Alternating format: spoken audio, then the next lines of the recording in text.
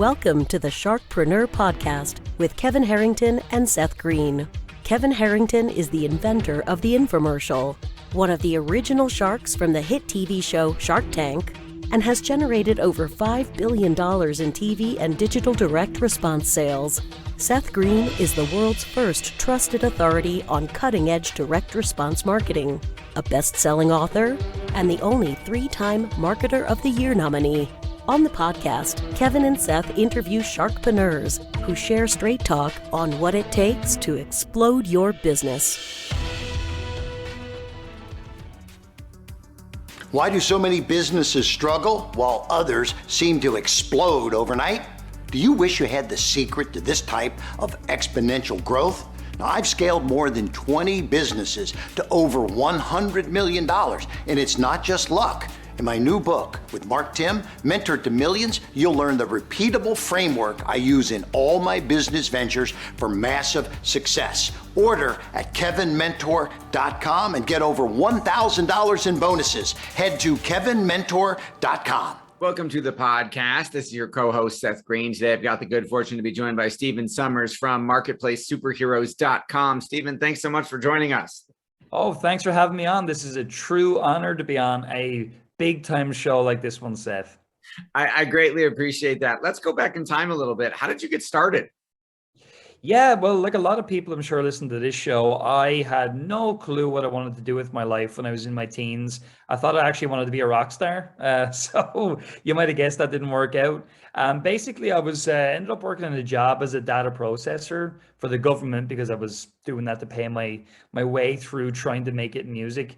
Long story short, didn't work out. Like, it doesn't work out for a lot of people. When I was in my 20s, I was like, what the hell am I going to do? So, of course, started Googling around, like, how to make money online, how to do this, how to do that, and found lots of different nonsense scams and weird things and everything else that we do, and tried lots of courses. Nothing was really working for me. But basically, I just landed on physical products because I was a weird little Irish guy with no real knowledge in anything. And I thought, well, if I'm going to sell physical items, I don't have to have a following or anything like that. So luckily for me at the time, I got introduced to a guy called Robert, still my business partner to this day, through my aunt. It was his friend. She heard I was looking to get into physical items. So he was selling on Amazon and eBay in the UK at the time. We've obviously sell all over the world now. And he just said, come on up and check out my operation. He had 2 warehouses, lots of staff. Did that and fell in love. Freezing cold warehouse, but just fell in love with the business. So I quit my job, worked with Robert part-time full-time, I should say, for about a year. Learned everything I could about the business, started selling some of his stuff secondhand on eBay. I was working in the warehouse basically for free, learning my trade. And after about a year of working together, we decided to completely change how we were doing the business. We decided to only sell our own products that we would import from China on Amazon specifically. And then we decided to start getting our business into multiple countries, not just in the UK. And we also decided, we don't need the warehouse anymore or all these staff anymore. It was a bit unfortunate for the staff, but it just felt like the right thing to do. So we just built this business then, selling our own stuff on Amazon. And we did that for many years. And then, of course, we've changed over the last couple of years, which we can certainly get into. But that's how I got my start. It's a lot of work, but, tried to shorten it down for you. That's okay. I'm sure the long version's in a book somewhere, or if it isn't, it should be. So let's unpack that a little bit. What inspired you to get involved in physical products? And let's not assume anything. What do you mean by physical products when you say that? Yeah, sure. No problem. So physical products are physical items that we import from China specifically. We put our own brand on these items as well. So it's private labeling is what it's also known as, in case you didn't know that. And we sell them on Amazon specifically. And we also utilize what's called FBA, in case you didn't know about that, which means fulfillment by Amazon. And all that really means is that we send a small quantity of our goods to Amazon's warehouses in multiple different countries. And then we sell them on the platform. And anytime anybody buys something from us, Amazon ship it out on our behalf, and they do the customer support as well. So we'll get into the changes over the last few years and whatever, and how we help people and all with that. But the reason I got into it, to answer your question as well, was because I wasn't an expert in anything, and I was like, well, I can't teach anything because I don't know anything, and I don't want to work in this job forever. So I kind of felt like it was my way into business. And I met this Robert guy, and he was selling stuff on eBay and Amazon successfully in the UK, and I thought, this is a great first starter business for me. And it really is a great starting business set for anybody, because you get to learn about how to figure out the profitability of things. You get to learn about cash flow. You get to learn about a bit of marketing, copywriting, trademarking. So it is a lot in it, and I love that because I was absolutely clueless before I met Robert. All right. And now how are you determining what products to sell? Yeah, well, it's kind of a long process to explain it in words. When you're shown it, it's a little bit easier. But basically what we do is our strategy is underpinned by something called a rule of 5. And so the rule of 5 basically means you take 5 simple products, you sell them in 5 different marketplaces, like 5 Amazon marketplaces. You make 5 sales a day per product per country, and you're making an average of $5 net profit every time you make a sale. Now, it could be $3, it could be 10. This is just to give you an example of what that would look like. But it's 5 by 5 by 5 by 5 over a 30-day period of time, which brings you to $18,750 net profit per month. Now, people always get at the calculator at that point, and all the rest, it's like, well, how is this possible? But it's just market multiplication. We take really boring items that are really boring, and I can give you some examples in a sec. We sell them in multiple countries on Amazon. And because we only want them to make a small number of sales, now some go on and go crazy, but we only really want a small number of sales. We're not going into as competitive categories as other people. The things that cover the feet of washing machines to stop them from scratching the floor, that's an example of something. Tomato steaks for grown tomatoes, like these types of items is what we're actually looking for. So that's a bit of underpinning philosophy I think is important. And then to actually find them, we go onto Amazon basically, and what we do is we do this thing called segue searching. And just to say what that basically means is you can look at an item on Amazon, and down below you can see items related to that item. And really what we're looking to do is assess how big is a market, and is there room for us in a market? So let's say we look at an item and we go, it's plastic shoebox. That's what we're looking at. We would go to Amazon, we would type that in, and we would look to see how many results come back for a plastic shoebox. We would look at the bestseller ranks of all the plastic shoeboxes on Amazon. And so what we're looking to do is see how big is the market. How we do that is by saying 50,000 is the highest bestseller ranked item we can look at. So if we see a market of plastic shoeboxes and every shoebox is like number 500, number 100, number 1,000, it's too big of a market.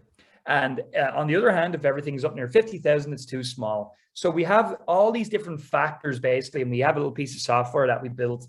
It's called a root scoring system, we call it, where we're just scoring all these different opportunities. And we then develop an overall score that tells us how good a market is. So it's kind of, as I say, it's really hard to explain until you can see it. And when you see it, you're like, oh, well, you're just looking at the number of results, what the bestseller rank kind of spectrum looks like. You're looking at is it a boring item? Is it more of an exciting item? And all of that. And from there, we just determine what's interesting. But at the basic level, it is items where people are already buying them, but in that market, it's not too big that we can't get into, and it's not too small, it's not worth getting into. And at the same time, it's easy for us to actually stand out because most of the offers are not very good. And then finally, we take the same item, we get it into multiple countries, and we multiply our sales very quickly by doing that. All right. So there's probably a whole multi-day course in what you just said. So I appreciate you oversimplifying it for us. So you've got some research methodology to identify products that have the right amount of competition, that are where everybody is missing the boat. There's room for you to get in, win the buy box, and grow, and then get it in other locations. So how are you then sourcing those? So if you decide that, if we're using this example of the plastic shoebox, and you decide plastic shoe boxes are where it's at. How do you then find a vendor to supply you with plastic shoe boxes at the right price so that you know you'll make money and that you don't have to buy like 10,000 of them to test it? Yeah. So we use Alibaba where we go to find suppliers. But what we do is we do a trial order. And before we do the trial order, actually, we look at customer reviews of the products that are already selling on Amazon. We look to identify things people didn't like about the items, opportunities for us to improve the offer, basically. So we always identify things like that, like different bonus items, little physical bonus items we can pack in. So again, for a plastic shoe box, well, we know they have shoes. So we might put a little bonus item in relating to shoes, something to help clean shoes or something like that, right? So that's just another thing that we do. But basically, we go to Alibaba, we look for something that's a little bit cosmetically different. It looks a little bit different to what everybody else is doing. We don't want to copy verbatim everybody else. And then really when we're speaking to those suppliers, we tell them we want to do a trial order to see how it works in our distribution channels. We usually look for 60% of their minimum order is what we want to negotiate. So if they say it has to be 500 units, so we would basically say, well, it's going to be 60% of that, right? So again, 300 units, whatever it is what we would actually negotiate down to. But before we would even consider placing an order, we would get a sample, and we get a sample from 2 to 3 different suppliers just to see the quality. We try to break it, see like how much can we stress test it, all of that. And essentially we get all the numbers back and we have a profit calculator, because Amazon have calculators, but they're useless. They don't take in importing costs and all those different things. So once we do all of that, yeah, we're in a great spot. We know how much money we're going to make to the cent before we even bring it in. We've sampled it. We're confident in the quality. We know what we're going to do to stand out on the platform. We know our research is solid. So we're pretty comfortable to order 60% of MOQ then. And here's the big thing, Seth, that nobody else is doing. What we do, because we built a logistical network from China, we can actually enable our members to split their order into multiple different destinations. So let's say they had 300 units. They could send 200 to the US, 100 to Europe, 50 to Europe and 50 to Australia, let's just say, right? Because we have a big warehouse in the US in Houston.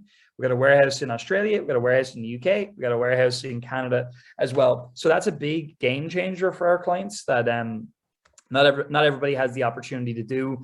Usually if you order 300, you have to bring it into one location. The second thing that's really important I wanted to mention, if anybody's in this space, is that you can't actually send in 2,000 units to Amazon anymore. You used to be able to do that, but they said, no, we're a fulfillment center. We're not a warehouse. So do not send us 2,000 units. And so we built this company, Superhero Freight, that I've been mentioning, that enables people to split their orders in China, go onto our containers, and really importantly, we can store it in our warehouses as well, because Amazon only wants you to send in a small amount. So we store it for people and we charge them less than Amazon, and we give people the ability to actually sell all over the world, even if they're living at home, which is pretty cool.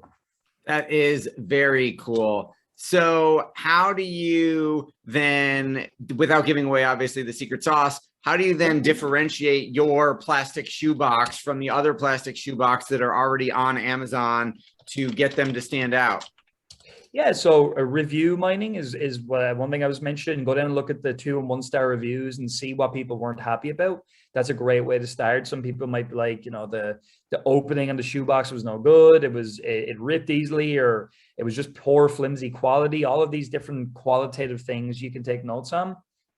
So when you're sampling, you can sample those different things. You can test those different things. You can speak to the supplier ahead of time and say, here's what I don't want. Here's what I'll make sure is not an issue with these items. But on from that, really, standing out in the markets we're in is not that difficult, because inherently we're going into markets that are really very easy to stand out in. I mean, standing out with a tomato steak, no, it's getting more competitive, of course, but when we started, which wasn't very long ago, maybe a year ago in that market, it was very easy, because the competition was just really poor. The images were really poor. Everything was bad. So we like those markets where just the offerings are poor, but there's people buying those items. I think, again, if you were going into how some people teach this, we don't. Maybe you're going into the beauty niche. niche, whatever way you want to say it, and you're looking to get into something that's hyper competitive or into the yoga space or something like that, yeah, you need to stand out then. You need to take a completely different approach. But our secret sauce is our research, and it's finding these what we call hidden gem opportunities, of which there are millions. There's 350 million items sold on Amazon, different items, which is unbelievable. That is absolutely incredible. So now, how did Marketplace Superheroes come about? Yeah, so I was working with Robert for a number of years, and we were making good money, you know, and really were making a nice living. The two of us were. We were going on vacation with our families in the summer. It was the laptop lifestyle, quote unquote. We finally got there after getting out of the warehouses and everything. And I just remember seeing other people teaching this stuff, and I really felt like Robert, even more so than me, you know, Robert's been doing this 20 years or more. And I just felt like this guy is like the best in the world at what he does. He's taught me so much. And I had learned a bit about things like webinars and stuff like that. I just said, you know, I think we've got something here we should share with people. So we shared it kind of locally initially, just people we knew, stuff like that. Got our first few people succeeding with their products. And then really from there, I just said, look, I think it's about time we got this out to more people. So we'd no following at all. And I basically jumped on one-to-one on calls with people, talked to them about the program and everything. And it was a very beta thing back then. It was like, this is like, you know, 2014. And I sold a whole bunch of them over a call to everybody. And then from there in 2015, I'd made a whole bunch of connections that enabled us to get our first big partner to promote the program. And it was really much better produced then. And so over the last number of years, we've taught this to now 8,600 people, I think, in total, and have hundreds of successful students. The one big thing we have as well is, I mentioned the freight thing, and the reason that's important is because we actually can see how many units our community is shipping with us. So I can tell you this year, we should ship about 8 million units from China to the various locations. And also our community should do about 200 to about $250 million in revenue this year, estimated, which is great. So we've been teaching this for many years now. And as I say, students all over the world, about 60% from North America, and then people from anywhere from UK to Ireland to Singapore. It's a global community now, which is pretty awesome. That is absolutely incredible. What are some of the biggest challenges people are facing when it comes to starting an Amazon physical product business? Well, the biggest thing for most people, and it's the same with any business, is the capital issue, as in people aren't used to investing their money and stuff. I mean, you guys talk about it all the time on the podcast here as well, and have lots of entrepreneurs on. And at the end of the day, like, in order to be successful in business, you do have to put some money into it. Shock horror, everybody. But I think that is the first one. And once people kind of get over that and understand, hold on a second, my whole life I've been buying food, you know, clothes, gas, whatever. I've never got anything back from that. When they realize actually I'm investing in something that's an asset that I own, that I can trade, I can sell, then really it unlocks them. And really what the second thing after capital is pulling the trigger on a product. Because yeah, like you mentioned, you do have to assess a market, which we do it in depth. But there does come a time when you have to just pull the trigger, because you don't know exactly how well something's going to go. You think, well, all my research is telling me it's going to go well, but you don't really know until it comes into stock. And so myself included, that's a big step for a lot of people at the start. But once you get over that step of like, I pulled the trigger, I didn't die, I'm not homeless, then you can kind of start to build upon that. You get some confidence, you get your first sales. And now we see it all the time in our community. People are actively looking for ways to increase their capital, because it's like, well, I want to get more items in now. I want to be building a $500,000 a year, $1 million a year in sales. I'd say they're two of the main ones. And then the final one is just more of a philosophical idea. You know, a lot of times in life, we are consuming more than we're producing. And I read this in The Millionaire Fastlane by MJ DeMarco years ago, and it always stuck with me. And I thought about it, and it's like, if you think about 100% of your time, well, you think about the 80-20 rule, right? Which is, 20% of our time gets us 80% of our results, in case you don't know that. Well, you could say the same thing with producing. If I'm producing 80% and I'm consuming 20%, that's really good. But unfortunately, a lot of us are consuming 80% and we're producing only 20. So I think when you put all that together, capital pull the trigger, start and focus on being a producer. They're the three big things. And then I think finally, it's just the big mistake I do see is people that, if they've never done this before, buying a weird item feels riskier than buying a yoga mat. But actually, the inverse is true. The yoga mat is way riskier than the other product simply because of the competitive nature of the other item. And when you're a beginning entrepreneur, it's weird. It like that doesn't actually come into your head. You think the opposite is true, but actually you're much better with the weirder item. And so what sometimes happens is people get their first item too competitive. Their second item, they lean into the weirdness, and then they become successful and they stay successful then. That makes a lot of sense. Your passion is obvious. What do you like best about what you're doing? I love genuinely, and this some people will try and say I'm full of nonsense here, but I'm really not. I love seeing people getting results from our stuff. I mean, we do lots of different programs and whatever, and have our freight company and all that. That's big for me. And the other thing I think that people might have taken away or maybe haven't, it's this though. We're in the boat with our clients, you know, because at the end of the day, if they don't ship stuff, we don't have a business long term. So we have to make them successful. So for me, it's seeing the results and then saying to people, you know, we're a community, we're in this together. And if you're successful, we're going to be really successful. And if we're not successful in teaching you, then we both don't win. And I think that's good, because sometimes course creators, you know, they're not always in there with people. Sometimes they make the thing, they step away. Not saying that's everybody, but I've seen that before. And I don't think that's the way to do it. All right. Well, we greatly appreciate your time. We know it's incredibly valuable. For our folks watching and listening who want to learn more, where is the best place for us to send them? Yeah, the best place would be to go to marketplacesuperheroes.com, and that's HEROES. And I would say the second place, I'm going to give you three. Sidehustleheroes.com is somewhere else you can go. And finally, you can just pop over to YouTube and just search Marketplace Superheroes. We've got tons of content on there. If you're watching here on YouTube right now, keep watching more of these videos. And then later on, check out Marketplace Superheroes. All right. Well, this has been Seth Greene for Sharkpreneur with Stephen Summers of Marketplace Superheroes. Stephen, thanks so much for joining us. Thank you, sir. Thank you, everybody, for watching or listening, and we'll talk to you or see you next time. Do you need money to fund your idea, product, or service? Are you ready to take your business to the next level, but need capital to get it done? Kevin Harrington has heard more than 50,000 pitches and knows how to help you make the perfect pitch to get the funding for your entrepreneurial dream. He's distilled the process down in his perfect pitch cheat sheet, and it's yours for free. Just text PITCH to him right now at 727-888-2100. Text PITCH to 727-888-2100 right now and claim your free perfect pitch cheat sheet. Text PITCH to 727-888-2100 to start funding your dream today. This show has been produced by Market Domination, LLC.